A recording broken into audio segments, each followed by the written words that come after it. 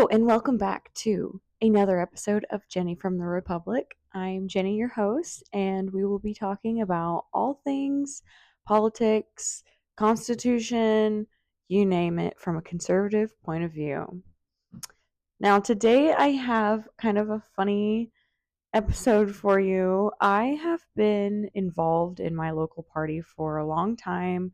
Besides the 4 years that I was away in the Navy, I was raised, conservatively, and my parents have always been big advocates for the political or the Republican Party, and they used to take me to stuff all the time. I remember being like 10 years old and going to a tea party. It's the Taxed Enough Already party.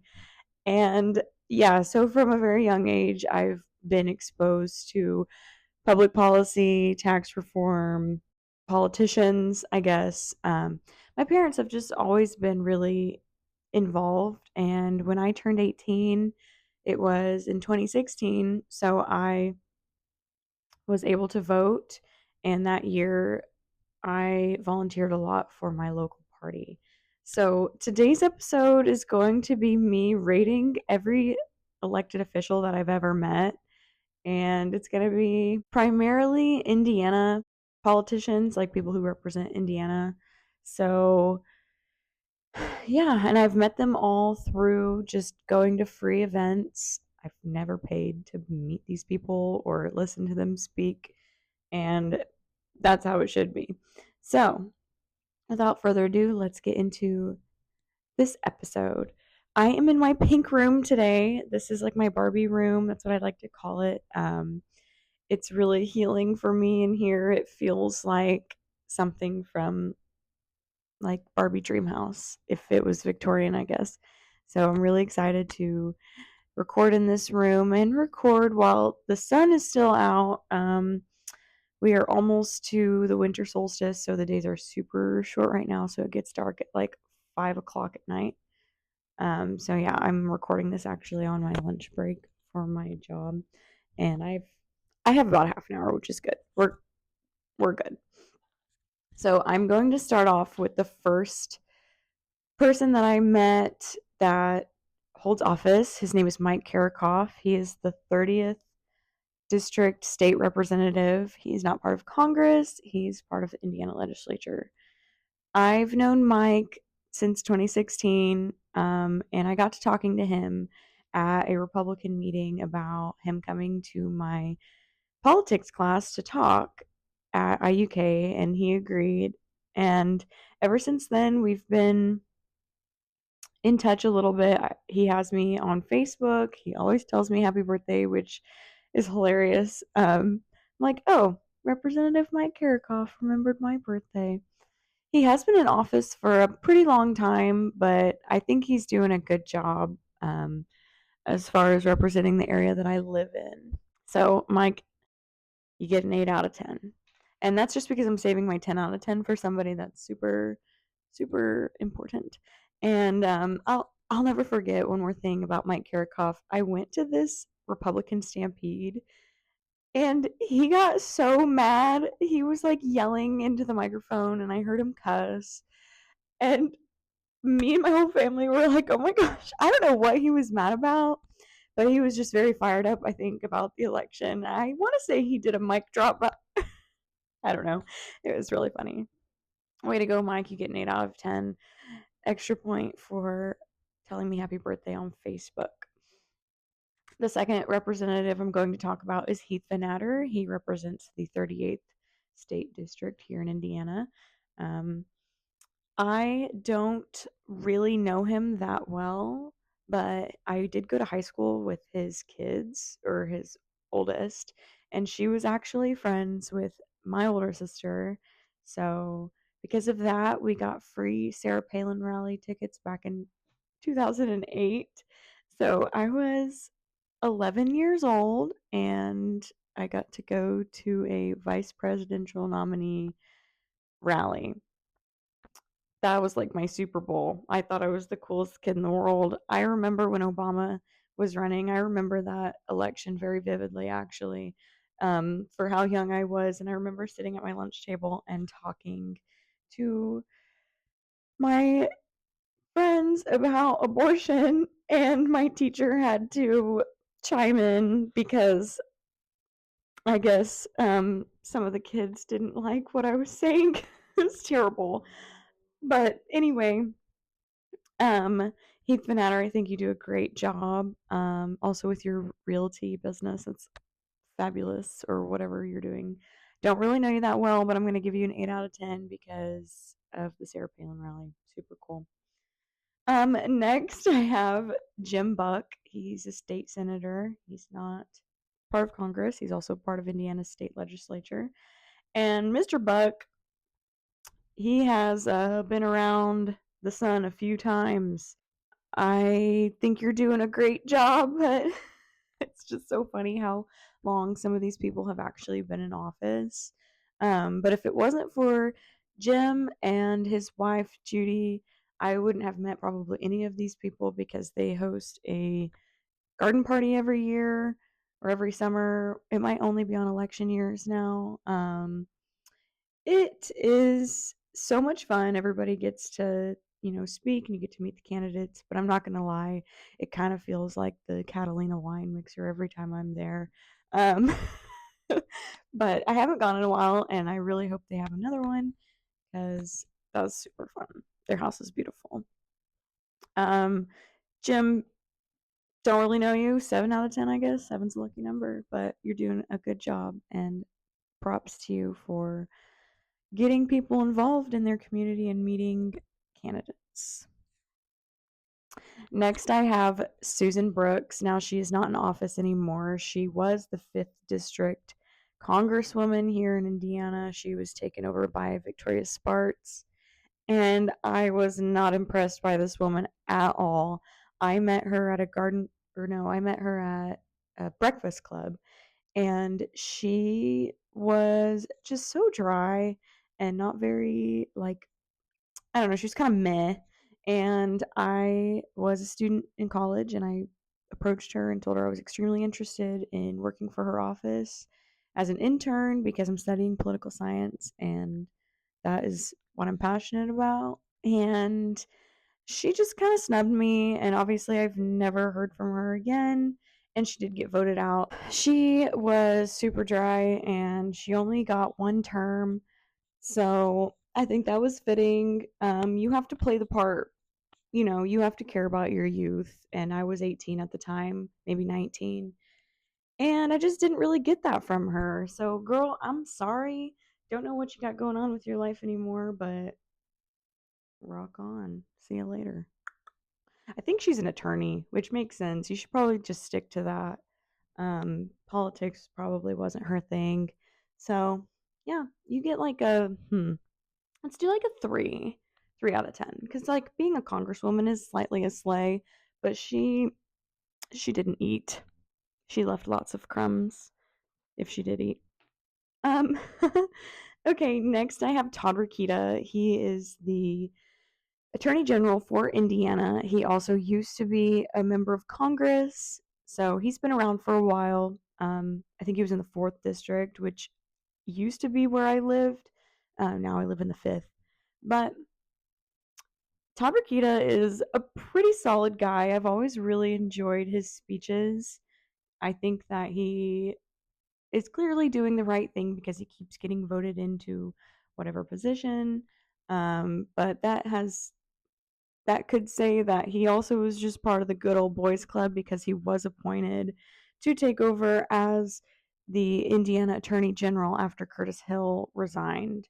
Um, I just remember his speech of him talking about his hot rod that he was working at in the parking garage at the Capitol, which I thought was funny. But yeah, Todd Rokita, you're doing a good job. I like you. I think you're funny.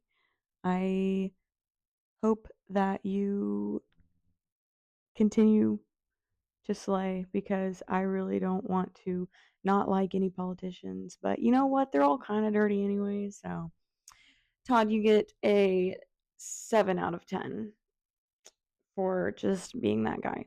Now, speaking of Curtis Hill, I did meet him as well, and I thought that he was awesome. I thought he was so great, hilarious.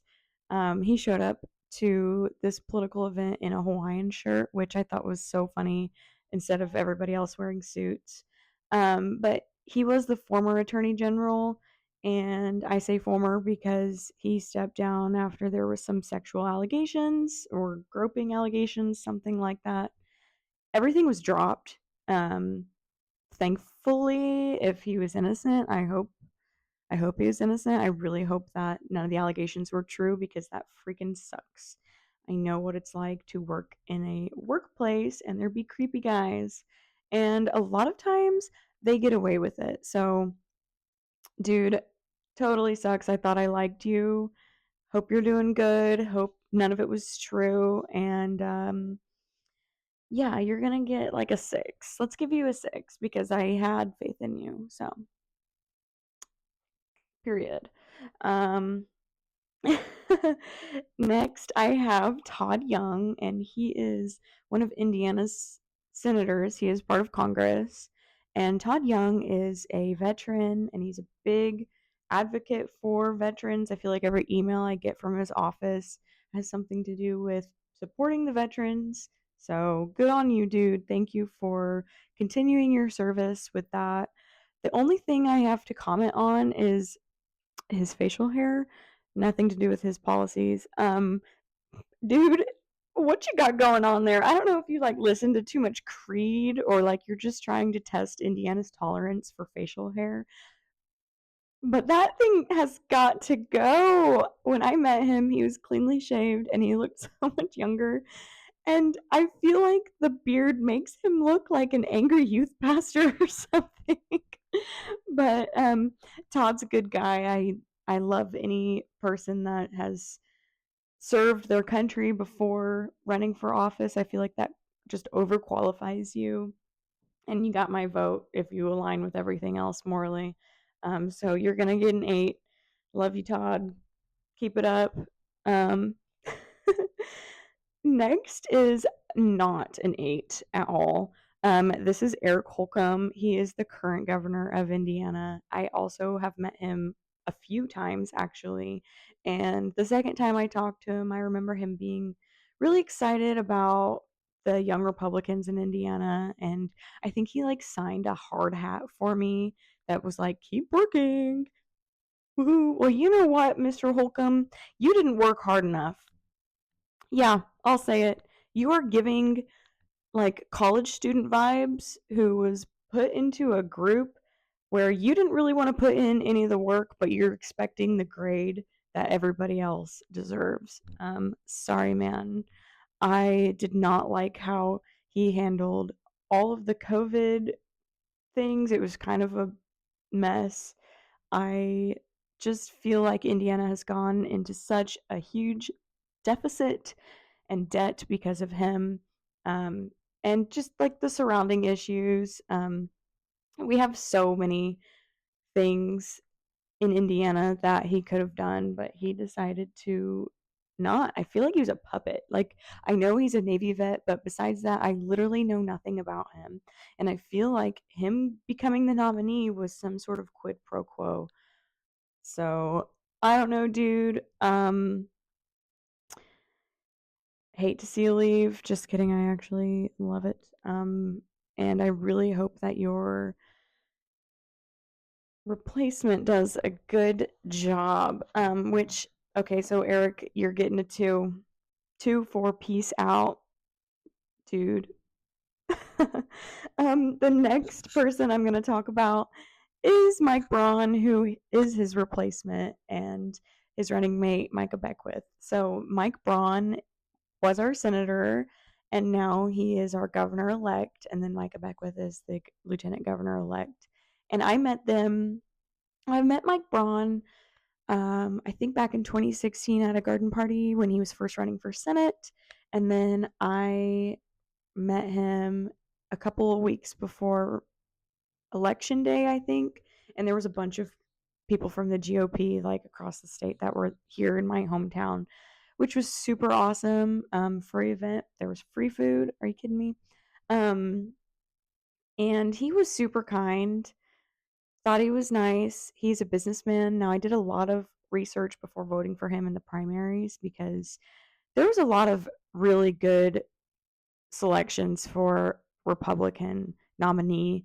And so I did a lot of research on him and I found out he's one of the wealthiest men in Indiana, which was interesting to me. But then I looked more into his business endeavors and he is an entrepreneur. He owns his own business. His family started this business where they created farm equipment. They're like distributing farm equipment down in southern Indiana, and I think that's great. He is a boss babe. He has made a name for himself. He has worked for every dollar that he owns, and he is supplying jobs to other Hoosiers from a personal standpoint. So now he's going to step in and be our governor. And I really like him. I thought he was really nice. My cousin actually worked for him on the Hill, and I hope to have her on the show here sometime so she can talk about being a legislative assistant.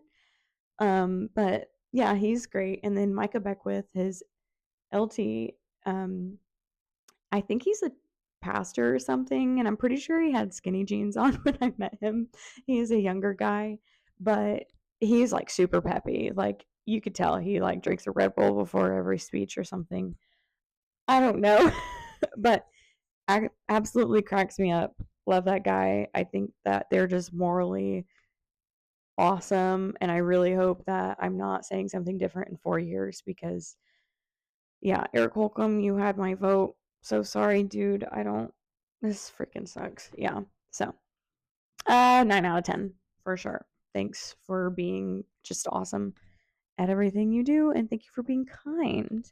Now, this leads me to my big finale, which is the 45th and 47th President of the United States. Yes, I got to meet Donald J. Trump back in April of 2016. I was about to graduate high school. Like I said, I was already 18, so this is my first election. And somehow I got my hands on free tickets to some Fox News town hall with Greta. Um, and so my mom and I went down to Indianapolis. I skipped school. It was phenomenal. And we were dressed up really nice. We got there early, and then we just got to talking to the producers, and they let us sit on stage. So during the whole broadcast, you can see my mom and I behind Trump, like photo bombing, and it was hilarious. And I was just like so ecstatic. It was so funny. It was kind of like a meme, but amazing. And when it was over, he had his Secret Service or whatever, and I stood up really fast and I was like, Mr. Trump, can I please have a selfie? And sure enough, he let me snap one.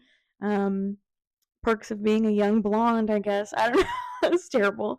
But it was awesome. And I do have that picture framed in my George Washington room across the hall here. Um, 10 out of 10 experience. Love that guy. I never got to meet Mike Pence, but my mom has because he was the governor of Indiana. And yeah, he kind of has also let me down. But meeting Trump is iconic. And, I would say iconic about any president because that's part of American history. At this time, I didn't know Trump was going to be president. He hadn't been called the nominee yet. And at this time, Mike Pence was still in the race. Or not Mike Pence, sorry, Ted Cruz, a few other people. So it was kind of a tight race. So getting to meet him was awesome. I hope I get to meet other presidents, Jimmy Carter's still alive. I don't know how, but I would totally go meet him. I'd meet Bill Clinton. I'd probably shake Obama's hand. It would be pretty cool. But yeah, that's all the people that I have met that are in office, besides some of the local offices. So I do want to give some honorable mentions. Weston Reed, he was the treasurer and now he's the city controller. He is really the one that gave me a chance and helped me start my first Young Republicans Club. He is also young. I think he was 28 when he was nominated treasurer, which is like one of the youngest treasurers in Indiana history, which phenomenal. I'm very proud of that. Um, Also, just working with other people like Judge Dahl, who's a veteran, standing up for what's right during, the problem courts that I get to see at work sometimes. And Martha Lake, who, God love her, we don't know if her hair is real or a wig, but girl, you're snatched. Um, she did say this is her last election, and she told me that if I want to run, I should let her know. Bless her heart. So, yeah, special shout out to Martha Lake's wig. And then also, I have this funny picture of me with Karen Burkhart back in like 1999. I was like 2. She ran for state representative and lost, but I was included in her campaign picture, which is super funny. So yeah, shout out to you, girl. Don't know what you got going on now. I don't even know if you're still alive, but thanks for the photo op. That was phenomenal. Um, but yeah, hope you guys enjoyed this video podcast. I recorded this last night, but I had a script and I literally sounded like a robot. Like I sounded like Megan Kelly on steroids, to put it nicely. So I think I just do better if I just talk from what's in my head and on my heart instead of reading like this, because then I start to sound like I'm back in elementary school and we're playing popcorn for reading and I have to, we the people of the United, that, it sounds terrible. So I hope that this episode was funny for you guys, and I would totally encourage going out and meeting the candidates that you're considering voting for. I know we just came off of an election season. There's going to be another one in 2 years for certain people, so be on the lookout for who's going to be on the ballot for that and start getting your feet wet with who you're going to vote for and do your research. I know it's easy to vote straight party, but I'm serious. Like, you don't want some of these people in office. And after you meet them, you can kind of put a name to the face and the values to the face and the name. And it's just a little bit more personal because if you think about it, all politics is local. Whether it's the president or not, that is going to affect you locally in one way or another. So thank you for tuning in, and I will see you guys next time. Bye.